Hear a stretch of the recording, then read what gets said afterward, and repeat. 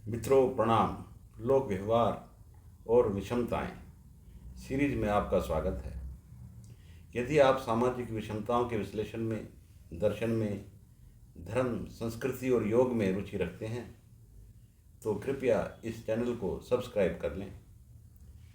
हमारा आज का विषय है महिलाओं पर ही क्यों टूटता है समाज और धर्म का कहर। मित्रों, समाज व धर्म के केंद्र में महिलाओं का ही चिंतन क्यों है? हर कोई उन पर प्रतिबंध की बात क्यों करता है?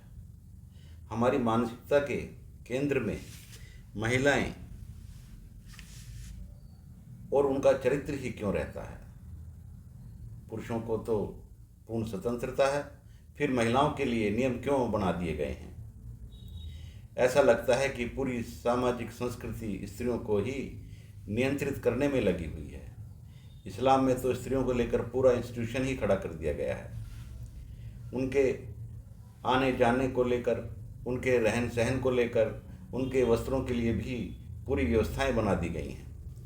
ऐसा लगता है कि पूरा इस्लामिक समाज स्त्रियों को ही नियंत्रित करने में लगा हुआ है। इसका प्रभाव हिंदुओं पर भी बहुत गहरा रहा है। आज़ादी के बाद कुछ सुधार हुआ है, परंतु आज़ादी से पहले तो स्त्रियों पर काफ़ी प्रतिबंध लगे हुए थे। पुरुष को न तो कभी सामाजिक प्रतिबंधों के लिए और न कभी धार्मिक प्रतिबंधों के लिए बाध्य किया गया है, परंतु सारे नियम स्त्रियों पर कठोरता से लागू किए गए हैं। इस मानसिकता को समझने में बड़ी मुश्किल है, क्योंकि प्रकृति में तो स्त्री को ही प्रथम स्थान पर रखा गया है, क्योंकि वह जीवन का पोषण करती है और जो जीवन का पोषण करती है उसी को संस्कृति के विषय में निर्णय लेने का हक होता है। परंतु स्त्रियों से यह अधिकार छीना ही नहीं गया, अभी तो उसके ऊपर अनेक तरह के प्रतिबंध लाद दिए गए हैं जो प्राकृतिक संस्कृति के विरुद्ध हैं। प्रकृति ने तो सबको समान स्वतंत्रता दी है, परंतु यह एक विकृत सामाजिक विषमता ही कहलाई जाएगी कि सारे नियम महिलाओं के ऊपर लागू कर दिए गए हैं। यदि अश्लील होती है तो केवल स्त्री, पुरुष कभी अश्लील नहीं होता। हम हर वक्त स्त्रियों के विषय में ही सोचते रहते हैं।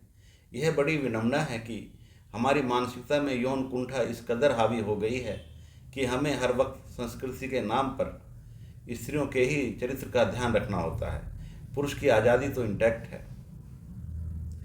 समाज की समस्त विषमताओं के आधार में स्त्री ही आ गई है। हमारे तौर तरीकों में, हमारी सोच में केवल स्त्री ही घुस गई है। स्वतंत्रता से जीने का और अपनी सभ्यता को चुनने का अधिकार प्रकृति ने सबको दिया है, परंतु अधिपति जमाने की मानसिकता, शासन करने की मानसिकता तथा अपनी स्वतंत्रता व स्त्री की परतंत्रता में विश्वास रखने की मानसिकता ही समाज की विषमताओं का कारण बन गई है।